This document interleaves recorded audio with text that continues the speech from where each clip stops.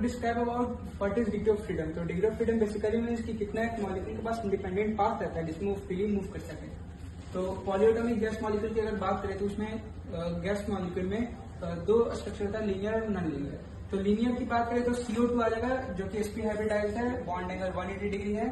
तो इसमें translational degree of freedom और रोटेशनल डिग्री ऑफ फ्रीडम को हम एक्सप्लेन करते हैं। ट्रांसलेशनल डिग्री ऑफ फ्रीडम मतलब कोई एक मॉलिक्यूल है वो तीनों एक्सिस के अबाउट मूव कर सके। तो जैसे XYZ है तो ये मॉलिक्यूल लीनियर है तो ये तीनों एक्सिस के अबाउट इंडिपेंडेंटली मूव कर सकता है, जैसे एक्स एक्सिस के अबाउट भी, वाई एक्सिस के अबाउट भी और जेड एक्सिस के अबाउट भी।